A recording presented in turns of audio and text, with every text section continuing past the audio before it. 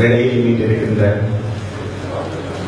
அரசியல் பிரமுகர்களுக்கும் ஏரிய பெருமர்களுக்கும் அரங்கில் நிறைந்திருக்கும் பெரியோருக்கும் தாய்மாருக்கும் எனது காலை வணக்கங்கள்.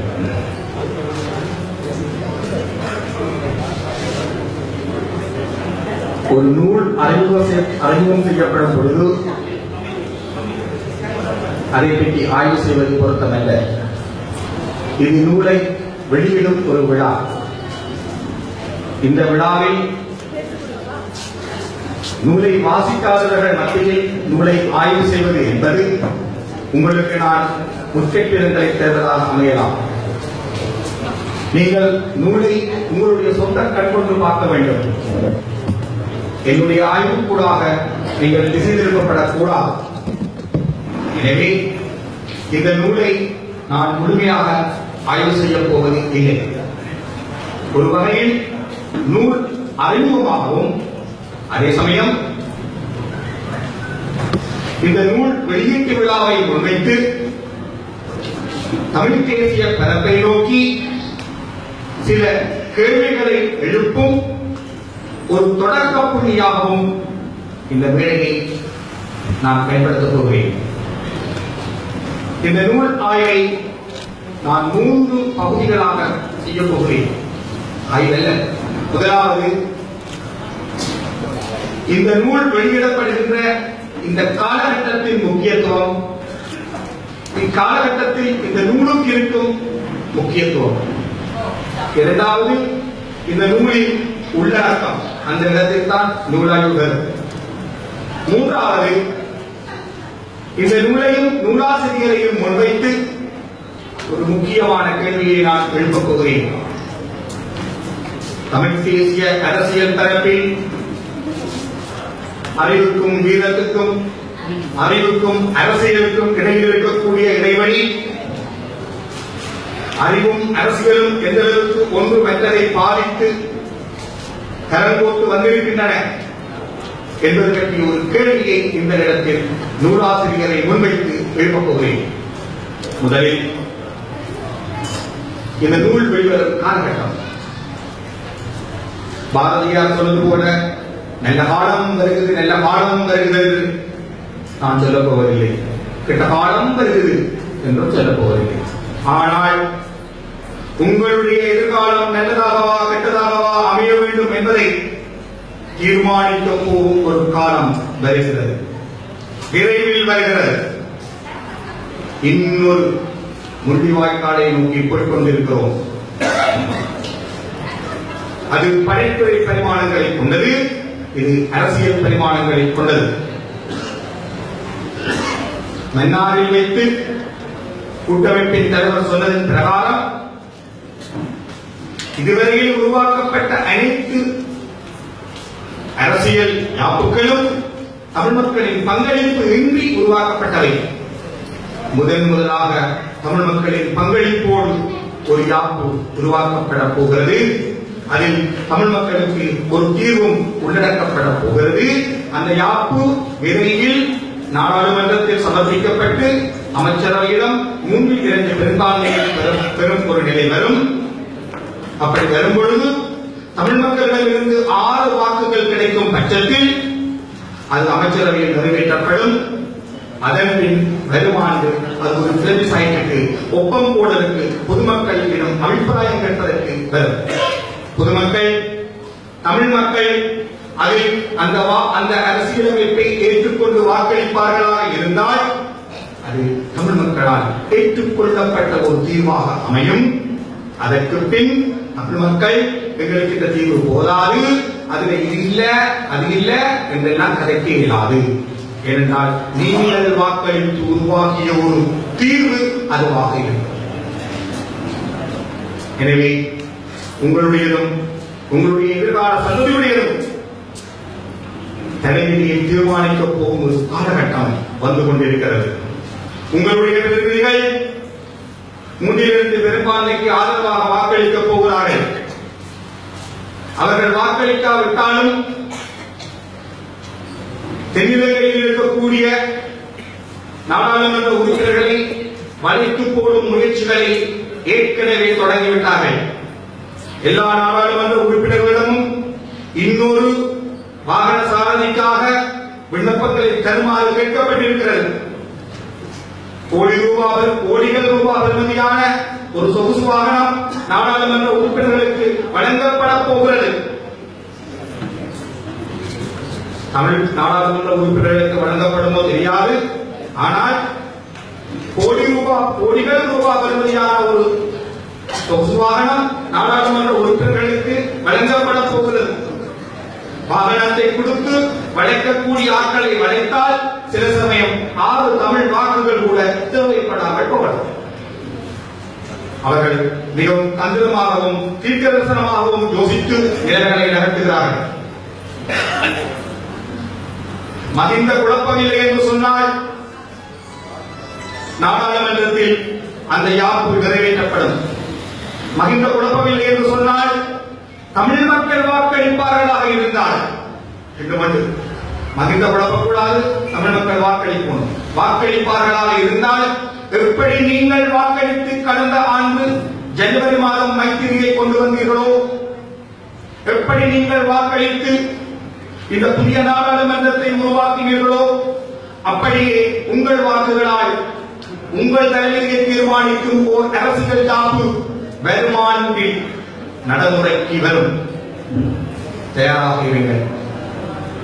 இத்தகைய ஒரு பின்னணியில் கூட்டமைப்பின் தலைவர் சொன்னார், அன்றைக்கு வினாவை வைத்து அந்த யாப்பை நாங்கள் மக்கள் முன்வைப்போம், அதை பற்றி விவாதங்களை நடத்துவோம் என்று. இதுல 2 பிரச்சனை இருக்கு. பொதுவாக யாப்பு பற்றிய விவாதங்கள் புருஷனங்களுக்கு விளங்குவதில்லை. அரசியலியல் மாணவர்கள் வேறு மாணவர்களை யாப்பின் பக்கம் திரும்பி பார்ப்பதில்லை. அந்த அளவுக்கு ஒரு வறண்ட அறிவியல் தரப்பு அது. இந்த நிலையில் யாப்பை கொண்டு போய் பொதுமக்கள் முன்னிலையில் வைத்து அதை பற்றிய ஒரு உரையாடலை நடத்தப் போகிறோம் என்று சொன்னால் அது பொதுமக்களுக்கு முதலில் விளங்க வேண்டும். பொதுமக்களுக்கு இப்படிப்பட்ட புத்திபூர்வமான விஷயங்களை யார் விளங்க வைப்பது? சமஷ்டி என்றால் என்ன, ஒற்றையாட்சி என்றால் என்ன என்பதை பற்றி மக்களுக்கு விளங்கக்கூடிய எளிமையான மொழிகள் எத்தனை நூலகங்களிடம் வந்திருக்கின்றன. ஒற்றையாட்சிக்கு சமஷ்டி என்று ஏதாவது உண்டா, இருந்தால் அது சாத்தியமா என்பதை பற்றிய எத்தனை கூட்டங்கள் நடத்தப்பட்டிருக்கின்றன. அதிகார பரவலாக்கம் என்றால் என்ன, திறமை என்றால் என்ன, தன்னாட்சி என்றால் என்ன, ஜனநாயகம் என்றால் என்ன, மக்கள் பங்களிப்பு என்றால் என்ன போன்றவை குறித்து எங்களிடம் எத்தனை எளிமையான தமிழில் எழுதப்பட்டு சாதாரண மக்களுக்கு விளங்கக்கூடிய நூல்கள் வெளியிடப்பட்டிருக்கின்றன. இத்தகைய ஒரு வறண்ட பின்னணிக்குள் தமிழ் மக்கள் முன்னிலையை யாப்பை கொண்டு வந்து வைத்துக் கொண்டு இதுதான் சமஷ்டி என்று தமிழ் மக்களுக்கும் இதுதான் ஒற்றையாட்சி என்று சிங்கள மக்களுக்கும் சொல்லுவது நிறைவேறும் பொழுது தமிழ் மக்கள் நீங்கள் வாக்குறுதி அளித்த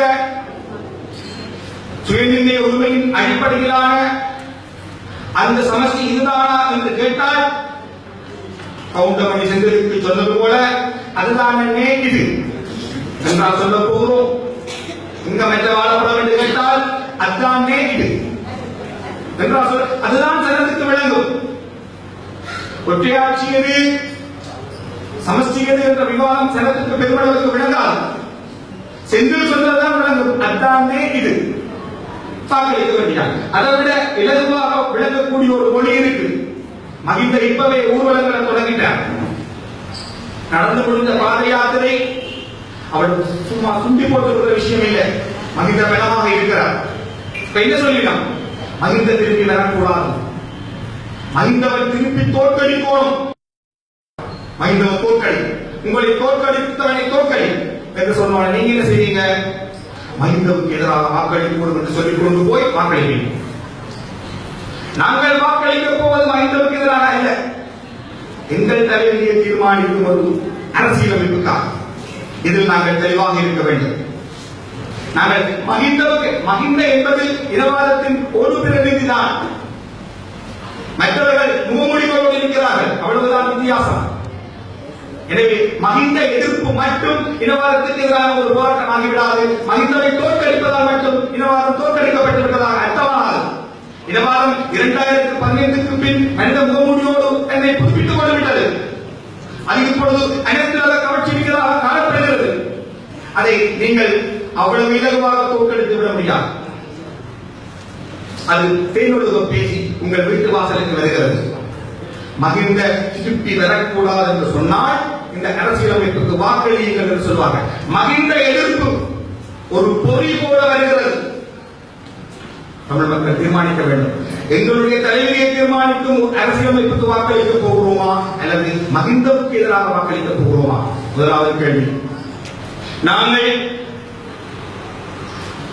மஹிந்தவுக்கு ஆதரவாக மஹிந்தவுடைய நிலைப்பாட்டை போன்ற ஒரு நிலைப்பாட்டை எடுத்து அது மஹிந்தவோடு அல்ல, இந்த யாப்புள் விரும்புகிற தீர்வு எங்களுக்கு போராது, வாக்களிக்க மாட்டோம் என்று, அது வாக்களித்தால் எதிராக வாக்களிப்போம் என்று ஒரு முடிவை எடுப்போமாக இருந்தால் இலங்கை தீவில் இப்போது நிலவும் ஸ்திரத்தன்மை குறையும். மேற்கு நாடுகளும் அயல் நாடும் சேர்ந்து உருவாக்கி வைத்திருக்கும் ஸ்திரத்தன்மை குறையும். இலங்கை தீவு ஒரு மற்றொரு புதிய கட்ட அரசியலுக்குள் நுழையும். எப்படி வரும் என்று இப்ப சொல்லலாம். நாங்கள் இப்ப அனுபவித்துக் கொண்டிருக்கிற இந்த அதிகரித்த சிவில் வழியும் அதிகரித்த ஜனநாயக வழியும் கூட சில நேரம் கீழிறங்கி போகலாம். திரும்பவும் ஆபத்துக்கள் வரலாம், அச்சுறுத்தல்கள் வரலாம். ஆனால் தமிழ் மக்கள் எடுக்க போகும் முடிவுதான் அதை தீர்மானிக்கும். தமிழ் மக்கள் ஆதரவாக வாக்களித்தால் தமிழ் மக்களின் அனுசரணையோடு, தமிழ் மக்களின் விருப்பத்தோடு ஒரு தீர்வு தமிழ் மக்களின் தலையில் வைக்கப்படும். அதுக்கு பிறகு இது போதாது, காணாது என்றெல்லாம் கணக்கிடலாம். எனவே நீங்கள் முடிவெடுக்க வேண்டிய ஒரு கட்டத்தில் இருக்கிறீர்கள். கேந்திர முக்கியத்துவம் மிக்க வாக்குகளை பெற்ற மக்கள் நீங்கள். கடந்த ஆண்டு ஜனவரி மாதம் அந்த கேந்திர முக்கியத்துவம் மிக்க வாக்குகளை பிரயோகித்துத்தான் ஆட்சி மாற்றத்தை கொண்டு வந்தீர்கள். நீங்கள் வாக்களித்திருக்காவிட்டால் ஆட்சி மாற்றம் நடந்திருக்காது. அப்படி நிகழ்ந்த ஆட்சி மாற்றம் தான் இந்த பிராந்தியத்தில் சீனாவின் வியூகத்தை பலவீனப்படுத்தி மேற்கு நாடுகளுடையதும் இந்தியாவினுடையதும் வியூகத்தை பலப்படுத்தியது, தொடர்ந்து பலப்படுத்தி வருகிறது. நீங்கள் எதிராக வாக்களித்தீர்களாக இருந்தால் அந்த வியூகம் திரும்ப குழம்பும், அந்த வியூகம் திரும்பவும் நெருக்கடிக்குள்ளாகும். எனவே இந்த பிராந்தியத்தின் அமைதியை, இந்த பிராந்தியத்தின் அரசியல் வலிச்சமநிலையை தீர்மானிக்கும் சக்தி உங்களுடைய வாக்குகளில் இருக்கிறது. நீங்கள் சாதாரண மக்கள் அல்ல, நீங்கள் சாதாரண இத்துணூண்டு தமிழர்கள் அல்ல. நாங்கள் நினைத்தால் இந்த பிராந்தியத்தின் வலிச்சமநிலையை தலைகீழாக்க முடியும். இன்னும் சில மாதங்களில் இந்த நாட்டின் வலிச்சமநிலையை, இந்த நாட்டில் இப்பொழுது நிலவும் அரசியல் சூழலை அடியோடு மாற்றிவிட எங்களால் முடியும். எனவே அரசியலமைப்பை பற்றிய முழுவளவு விழிப்பும் தெளிவூட்டலும் எங்களுக்கு தேவை. அரசியலமைப்பு பற்றிய விளக்கம் எங்களுக்கு இல்லை என்று சொன்னால் நாங்கள் வெறும் மகிந்த எதிர்ப்பு என்ற அந்த உணர்ச்சிக்கு ஆட்பட்டு வாக்களித்து விடுவோம் அல்ல. நாங்கள் அறிவுபூர்வமாக சிந்திக்க வேண்டும். எங்களுக்கு இருக்கும் கேந்திர முக்கியத்துவத்தின் அடிப்படையில் சிந்திக்க வேண்டும். கடந்த 8 ஆண்டுகளாக நாங்கள் தற்காப்பு நிலையில் தான் அரசியல் செய்கிறோம். இது 4 கட்ட இழப்போரிலேயே தொடங்கிவிட்டது. நாங்கள் எதிர்த்தரப்பு செய்கின்ற ஏதாவதுக்கு ரியாக்ட் பண்ணுகிற மக்களாகத்தான் இருக்கிறோம். அவர்கள் எடுக்கிற ஒவ்வொரு நகர்வுக்கும் ஆதரித்தோ எதிர்த்தோ நசிஞ்சோ நிமிர்ந்தோ எதிர் நடவடிக்கை எடுக்கிற மக்களாகத்தான் நாங்கள் காணப்படுகிறதே தவிர நாங்களாக ஒரு நகரை மேற்கொள்கிறோம் இல்லை. ஆனால் புலிகளிடம் அந்த ஒழுக்கம் இருந்தது. அவர்களே நகர்வை மேற்கொள்வார்கள், அதற்கு வெளி உலகம் ரியாக்ட் பண்ண வேண்டியிருக்கும். ஆனால் 4ஆம் கட்ட இழப்போரில் புலிகளால் அதை செய்ய முடியவில்லை. 4ஆம் கட்ட இழப்போரில் புலிகளின் செயல்களுக்கு வெளித்தரப்பு ரியாக்ட் பண்ணுவதை விடவும் வெளித்தரப்பின் வியூகத்திற்கு புலிகள் ரியாக்ட் பண்ணுவதாகவே 4ஆம் கட்ட இழப்போர் அமைந்தது. வெளித்தரப்பின் வியூகத்திற்கு எதிராக சிந்திப்பதன் ஊடாக வன்னி இலக்கை நோக்கி நாங்கள் செலுத்தப்பட்டோம். கடற்புலிகளால் இயங்க முடியவில்லை. தரைப்புலிகளால் போதிய வெற்றியை பெற முடியாத ஒரு கட்டத்தில் வான்புலிகளை கொண்டு வந்தார்கள். வான்புலிகளை கொண்டு வந்து ஓரளவுக்கு மக்களுக்கு தெம்பூட்டவும் வெளிப்பிறப்புகளுக்கு அச்சுறுத்தலை ஏற்படுத்தவும் முயற்சித்தார்கள். ஆனால் அது ஒரு பலத்தின் அடையாளமாக அல்ல, பலவீனத்தின் அடையாளமாகத்தான் வான்புலிகள் மேலே வந்தன. ஏனென்றால் தரையில் அசைய முடியல. தரையில எப்படி அசைவோடும் என்பது டெல்லியிலும் கொழும்பிலும் வேலைய தலைநகரங்களிலும் சிந்திக்கப்பட்டு முடிவெடுக்கப்பட்டது. அதற்கு ஏற்ப நாங்கள் செலுத்தப்பட்டோம். மரணச்சாலையில் இறைச்சிக்கடையை நோக்கி மந்தகள் போல சாக்கி செல்லப்பட்டோம். அன்றைக்கு நாங்கள் செயல்பட அதுக்கு வெளி உலகம் செயல்படவில்லை. வெளி உலகத்தின் செயலுக்குத்தான் நாங்கள் ரியாக்ட் அங்கேயே தொடங்குது அந்த டிஃபென்சிவ் பாலிடிக்ஸ். ஒரு தற்காப்பு அரசியல் நாடாளுமன்ற இழப்பொருளியை தொடங்கிற்று. அங்கிருந்து தொடங்கி கடந்த 6 ஆண்டுகளுக்கு மேலாக சுமாராக 8 ஆண்டுகளாக நாங்கள் தற்காப்பு அரசியல் தான் செய்து கொண்டிருக்கிறோம். நாங்கள் நடத்துகிற ஊர்வலங்கள் அவர்களை அசைப்பதில்லை. நாங்கள் காட்டுகிற எதிர்ப்புகளை அவர்கள் பொருட்படுத்துவதில்லை. எங்களுடைய தலைவர்கள் வீரமாக கொடுக்கும் இன்டர்வியூக்கள் ஒரு நாள் தலைப்புச் செய்தியாக வரும். அதற்கு அப்பால் அவை எந்த விதமான ஒரு அரசியல் விளைவையும் ஏற்படுத்துவதில்லை. எங்களுக்கு தம்பூட்டும் அவ்வளவுதான். ஆனால் அவர்கள் எதை செய்ய வேண்டுமோ அதை நிதானமாக செய்து கொண்டே இருக்கிறார்கள். எங்களுடைய அசைவுகள் அவர்களுக்கு அச்சுறுத்தவில்லை. எங்களுடைய அசைவுகள் அவர்களிடத்தில் சலனங்களை ஏற்படுத்தவில்லை. அவர்களுக்கு நலன்சார் பிரச்சனைகளை ஏற்படுத்தவில்லை. பதிலாக அவர்கள் என்ன செய்கிறார்களோ அதுக்குத்தான் நாங்கள் எதிர்வினையாற்றிக் கொண்டிருக்கிறோம். எப்பொழுது நாங்கள் எங்களுடைய செயல்களால் அவர்களை அசைக்க தொடங்குகிறோமோ அப்பொழுதுதான் தமிழ் அரசியல் அதன் அடுத்த கட்டத்திற்கு போகும். நாங்கள் எங்களுக்கு இருக்கும் கேந்திர முக்கியத்துவத்தை உணர்ந்து எங்கள் வாக்குகளை பிரயோகிக்கும் பொழுதுதான் அது சாத்தியப்படும். பலரும் கருதுகிறார்கள் ஒரு ஆயுத போராட்டத்தால் மட்டும்தான் அதை செய்யலாம் என்று. அல்ல, எங்களுக்கு இருக்கும் கேந்திர முக்கியத்துவத்தை உணர்ந்து எங்கள் வாக்குகளை நாங்கள் பாவிக்கும் பொழுது சக்தி மிக்க நாடுகளின் வியூகங்களை நாங்கள் கேள்விக்குள்ளாக்க முடியும். அதன் மூலம் நாங்களே தீர்மானிக்கும் சக்திகளாக மாற முடியும். நாங்கள் செய்கிற செயல்களுக்கு அவர்கள் எதிர்வினையாற்ற வேண்டிய ஒரு நிர்பந்தத்தை நாங்கள் ஏற்படுத்த முடியும். இதுதான் இன்றைக்கு இருக்கின்ற இந்த புத்தகம் வெளியிடப்படுகின்ற அரசியல் சூழல். அதாவது அரசியலமைப்பை பற்றி அதிகரித்த விழிப்புடைய மக்களாக நாங்கள் மாற வேண்டும். இல்லை என்றால் மகிந்த எதிர்ப்பு என்ற கோஷத்துக்குள் மூழ்கடிக்கப்பட்டு விடுவோம். நிதானமாக முடிவெடுத்து எங்கள் தலைவர்களையும் நாட்டின் செல்லும் வழியையும் நாங்கள் தீர்மானிக்க வேண்டும். அப்படி ஒரு பின்புலத்தில் தான் இந்த நூல் வெளியிடப்படுகிறது. இது 1வது பகுதி. 2வது பகுதி இந்த நூலின் உள்ளடக்கம் பற்றியது. இந்த நூல் 3 ஒழுக்கங்களின் கூட்டு. முதலாவதாக வரலாறு, 2வதாக புவிசார் அரசியல், 3வதாக தமிழ் தேசிய நோக்குநிலை.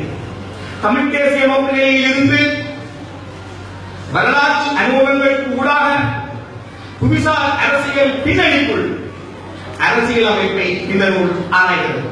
அப்படி பார்த்தால் இதுதான் இலங்கை தீவின் அரசியல் அமைப்பு வரலாற்றில் தமிழில் வெளிவருகிற 1வது நூல் எனலாம்.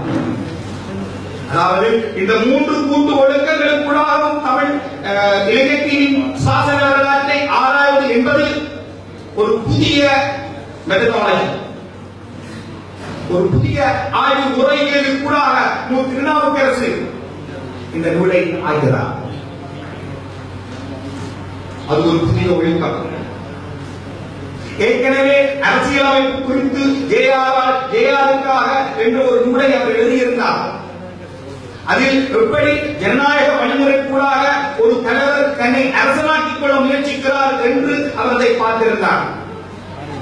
இலங்கை தீவின் முக்கியமுடைய மதிக்கத்தக்க புத்திஜீவிகளான ஜெயதேவ உயாங்கொட போன்றவர்கள் மேற்கோள் காட்டும் அளவுக்கு அந்த நூல் ஒரு புதிய அணுகுமுறையை ஆய்வியலில் அறிமுகப்படுத்தியது.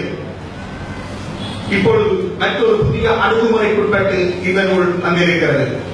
திருநாவுக்கரசு சொல்கிறார், இலங்கை தீவின் இனப்பிரச்சினை என்பதே புவிசார் அரசியல் பிரச்சினை தான்.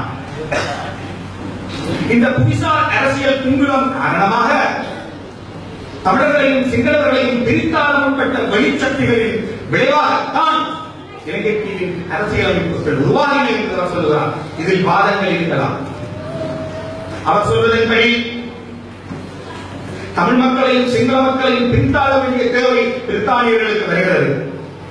குறிப்பாக ஆரம்பத்தில் தமிழ் மக்களை அணைக்கும் போக்கை கடைபிடித்த பிரித்தானியர் ஒரு கட்டத்தில் தமிழ் மக்கள் காந்தியின் சுதந்திர போராட்டத்தால் கவரப்பட்டு கண்டி பேருவிநாயகம் முழு ஆட்சியம் கேட்டு தேர்தல் பகிஷ்கரிப்பை மேற்கொள்ளும் ஒரு நிலை வரும் பொழுது இப்படியே போனால் தமிழ் மக்கள் இந்தியாவோடு நின்று போராடுவார்கள் என்ற ஒரு அச்சம் நிறைய சிங்கள மக்களை அணைக்கும் ஒரு போக்கை பிரித்தானியா கையாள தொடங்கியது.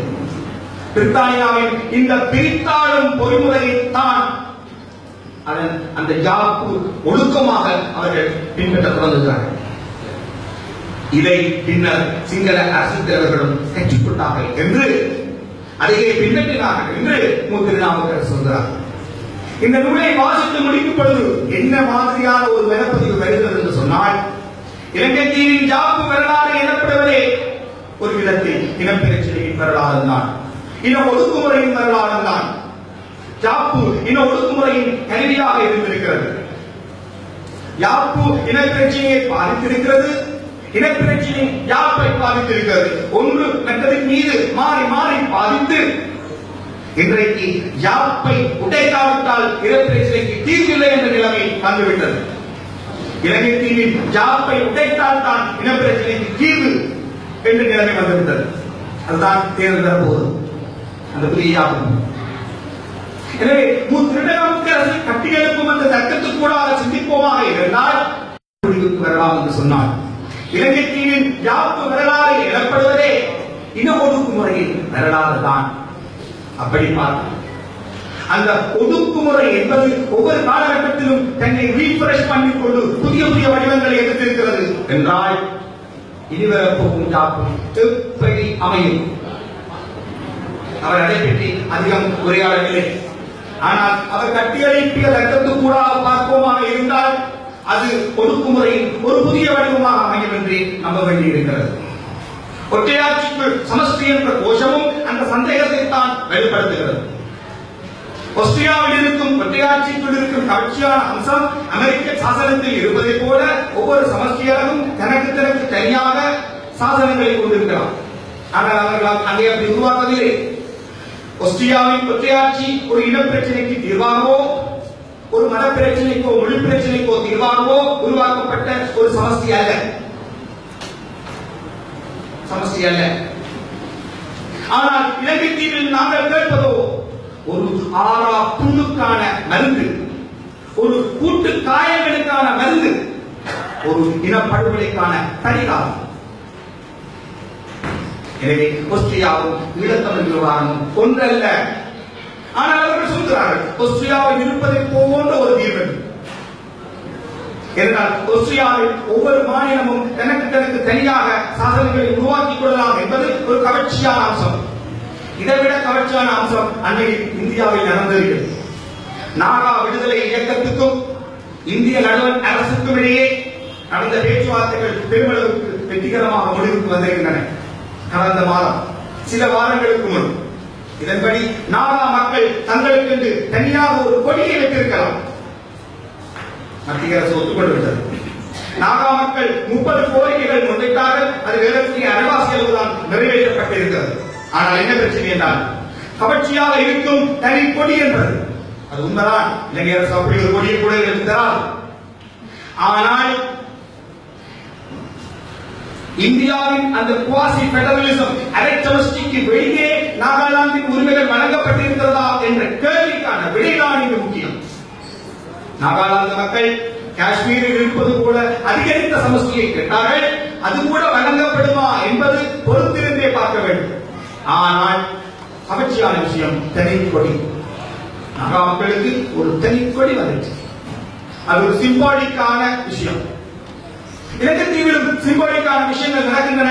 ஐநா மனித உரிமைகள் ஆணையர் தனது வாய்மொழி அறிக்கையை சுட்டிக்காட்டியிருக்கிறார்.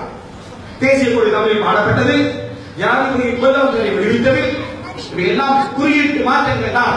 ஆனால் அந்த குறியீட்டு மாற்றங்கள் ஒரு எல்லைக்கு மேல் போகாது. இதுதான் நிலைமை. எனவே திருநாவுக்கரசு கட்டியெழுப்பும் சட்டத்துக்கு கூடாக சிந்தித்தால் உருவாக போகும் அந்த ஒற்றையாட்சிக்கு சமஸ்தி ஏதோ ஒன்று அதானே இது. அந்த தீர்வு எப்படி இருக்கிறது இப்பொழுது அனுமானிக்க முடியாது.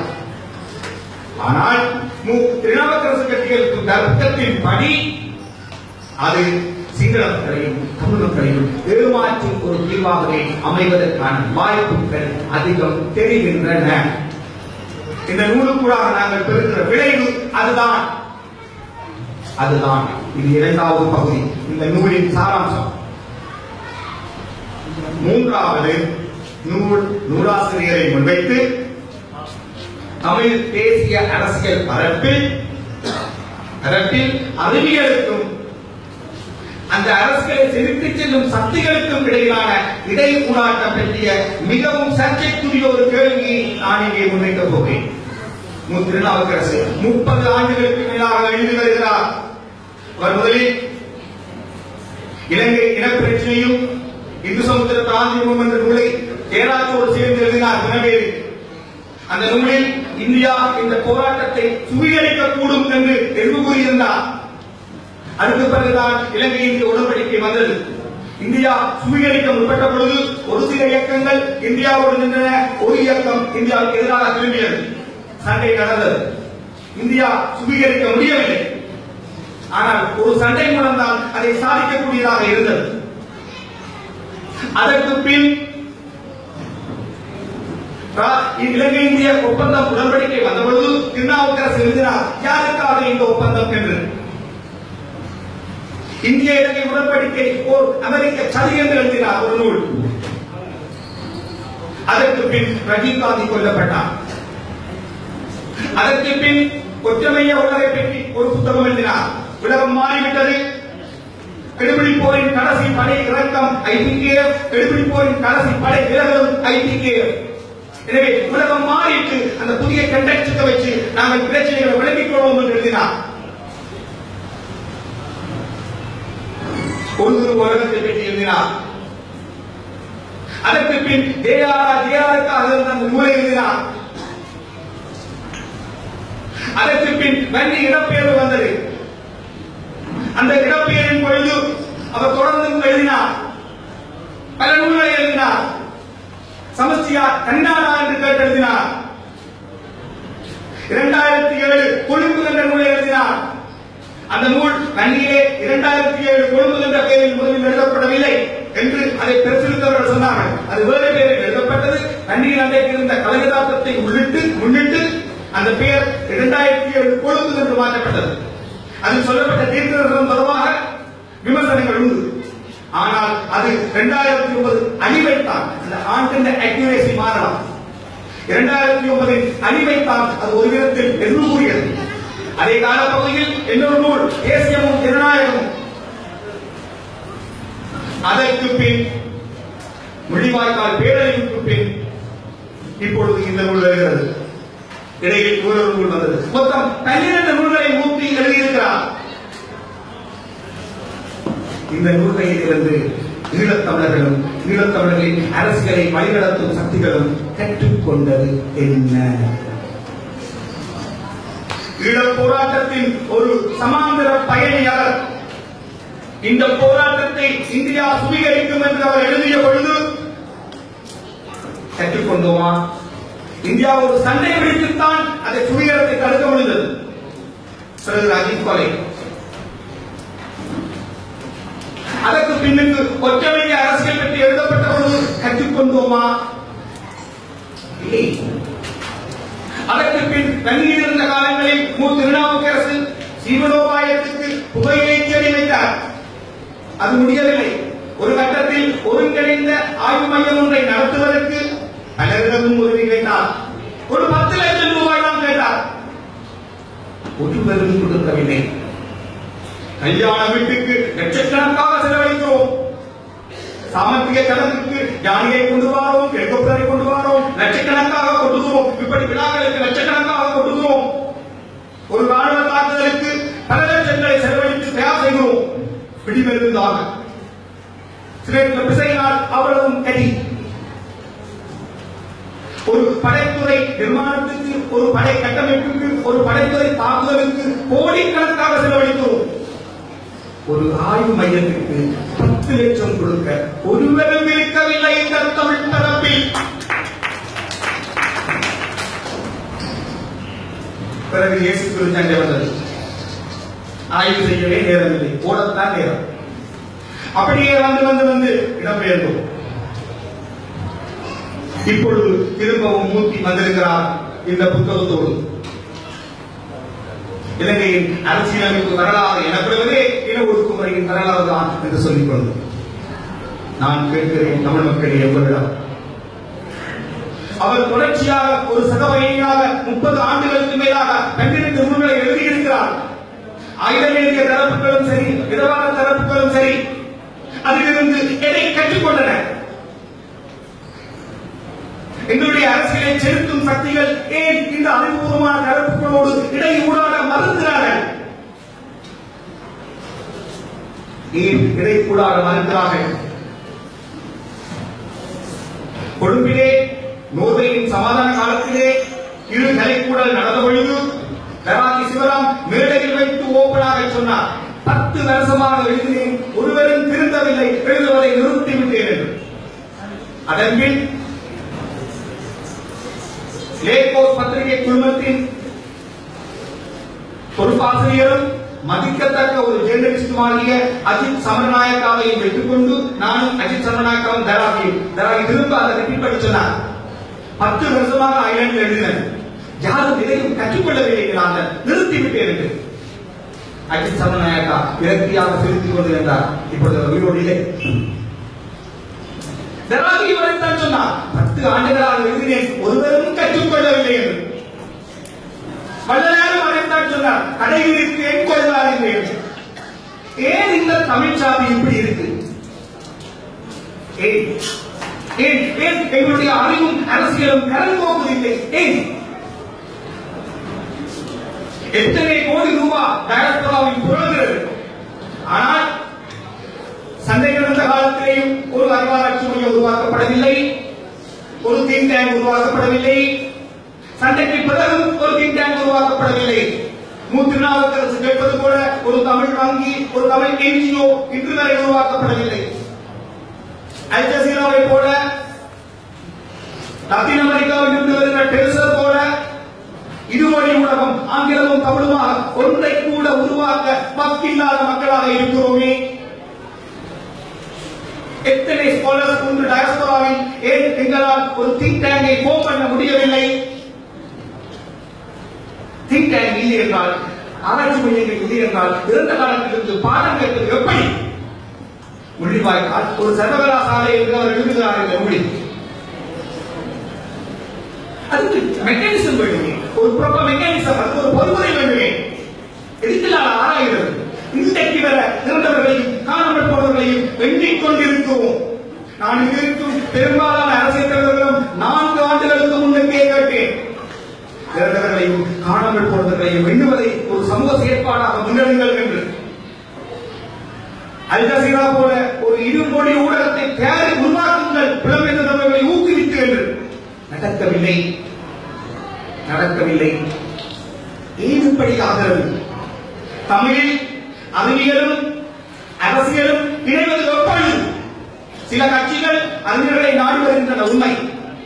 ஆயுத போராட்ட காலகட்டத்திலும் சில போராளிகள் அறிஞர்களை நாடி வந்ததும் உண்மை.